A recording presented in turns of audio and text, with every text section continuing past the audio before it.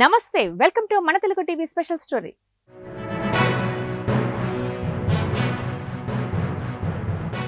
ఉమ్మడి కర్నూలు జిల్లా వైసీపీలో జిల్లా సారథులకు సమస్యలు సవాల్ విసురుతున్నాయా? సార్వత్రిక ఎన్నికల్లో ఓటమి తర్వాత ఆయా నియోజకవర్గాల్లో ఎమ్మెల్యే అభ్యర్థులు కనిపించడం లేదా? పలు నియోజకవర్గాలపై సారథులు ఫోకస్ పెట్టనున్నారా అంటే అవుననే సమాధానం వస్తుంది. సార్వత్రిక ఎన్నికల్లో ఓటర్లు వైసీపీని కోలుకోలేని దెబ్బతీశారు.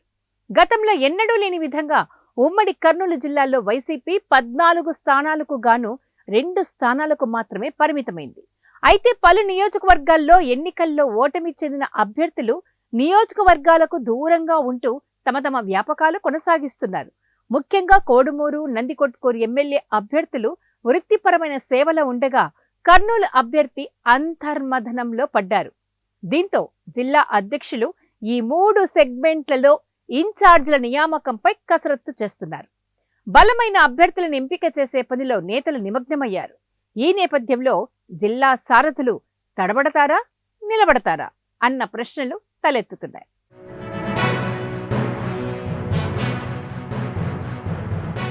కర్నూలు జిల్లాలో 14 నియోజకవర్గాలున్నాయి. 2019 ఎన్నికల్లో వైసీపీ జిల్లాను క్లీన్ స్వీప్ చేసింది. 2024 ఎన్నికల్లో టీడీపీ కూటమి 12 స్థానాలు గెలుపొందగా వైసీపీ 2 స్థానాలకే పరిమితమైంది. కర్నూలు, కోడుమూరు, పత్తికొండ, ఆదోని, ఎమ్మిగనూరు, డోన్, బనగానపల్లె, ఆలగడ్డ, శ్రీశైలం, నంద్యాల, పాణ్యం, నందికొట్కూరు నియోజకవర్గాల్లో టీడీపీ కూటమి అభ్యర్థులు గెలిచారు. మంత్రాలయం, ఆలూరులో వైసీపీ అభ్యర్థులు గెలుపొందారు. సార్వత్రిక ఎన్నికల్లో ఓటమి తర్వాత కోడుమూరు, నందికొట్కూరు ఎమ్మెల్యే అభ్యర్థులు నియోజకవర్గాలకు దూరంగా ఉంటున్నారు.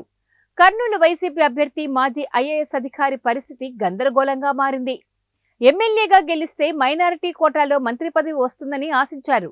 కానీ పరిస్థితులు తలకిందులు కావడంతో అంతర్మథనంలో పడ్డారు. ఇక 5 ఏళ్ల వరకు ఏం చెయ్యాలా అంటూ లెక్కలేసుకుంటున్నారు.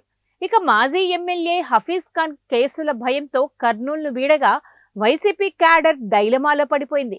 ఈ తరుణంలో నియోజకవర్గాలను చక్కబెట్టేందుకు గాను మాజీ ఎమ్మెల్యే ఎస్వి మోహన్ రెడ్డిని వైసీపీ అధినేత వైఎస్ జగన్ కర్నూలు జిల్లా అధ్యక్షుడిగా నియమించారు. నంద్యాలకు మాజీ ఎమ్మెల్యే కాటసాని రాంభూపాల్ రెడ్డి జిల్లా అధ్యక్షులుగా కొనసాగుతూ ఉన్నారు. మరి కర్నూలులో మాజీ ఐఏఎస్ అధికారి ఏఎండి ఇంతియాజ్ ఎన్నికల ముందు వాలంటరీ రిటైర్మెంట్ ఇచ్చి వైసీపీలో చేరారు. ఎమ్మెల్యే టికెట్ దక్కించుకున్న ఆయన టీడీపీ అభ్యర్థి టీజీ భరత్ చేతిలో ఓటమి చెందారు. ఓటమి తర్వాత ఏం చెయ్యాలో దిక్కు తోచని స్థితిలో పడగా మరోవైపు రాజకీయాల నుంచి తప్పుకొని వ్యాపారాలు చేసుకునేందుకు సిద్ధమైనట్లు రాజకీయ వర్గాలు చర్చించుకుంటున్నాయి. అదే సమయంలో నియోజకవర్గ బాధ్యతలు ఎవరికిస్తారనే చర్చ జోరందుకుంది. ఇదిలా ఉంటే వృత్తిపరంగా వైద్యులైన కోడుమూరు ఎమ్మెల్యే అభ్యర్థి మాజీ మంత్రి సోదరుడు ఆదిమూలపు సతీష్, మరో వైద్యుడు నందికొట్కూరు ఎమ్మెల్యే అభ్యర్థి ధారా సుధీర్ నియోజకవర్గాలకు కంప్లీట్ దూరంగా ఉంటున్నారు.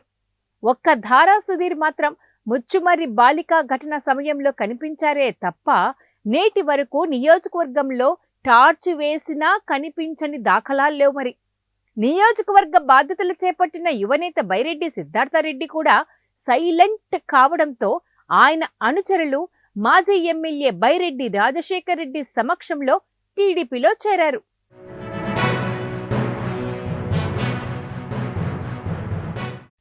ఇక సార్వత్రిక ఎన్నికల తర్వాత వైసీపీ జీవోత్సవంలా మారింది. కూటమి ప్రభుత్వం తీరును ఎండగట్టేందుకు కూడా నేతలు ముందుకు రాకుండా ఎవరికి వారుగా ఉంటున్నారు.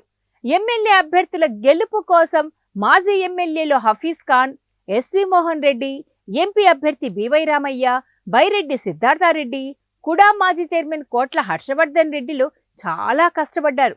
ఓటమి తర్వాత ఎమ్మెల్యే అభ్యర్థులతో పాటు మాజీ ఎమ్మెల్యే హఫీజ్ ఖాన్ నియోజకవర్గాలకు దూరంగా ఉంటున్నారు.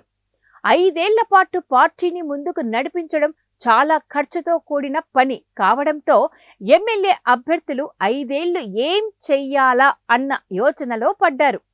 కర్నూలులో కార్పొరేటర్లు, నందికొట్కూరు, ఎమ్మిగనూరు ప్రాంతాల్లో కౌన్సిలర్లు వైసీపీని వీడి టీడీపీలో చేరిపోయారు.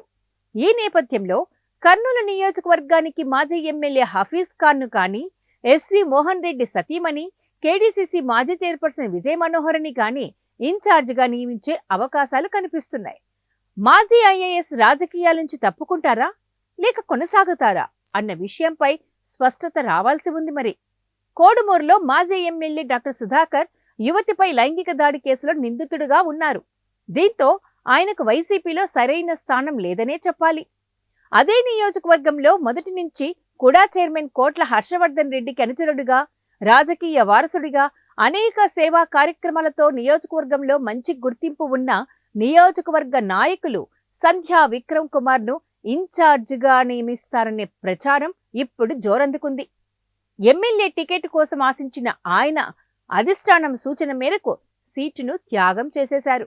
ప్రస్తుతం ఇన్ఛార్జ్ లేకపోవడంతో ఇన్ఛార్జిగా బాధ్యతలు ఇస్తే నియోజకవర్గంపై పట్టు సాధించే అవకాశం ఉందని స్థానిక నేతలు భావిస్తున్నారు. ఇక నందికొట్కూరు సెగ్మెంట్ విషయంపై నేతలు ఎలాంటి నిర్ణయం తీసుకుంటారో వేచి చూడాల్సిందే.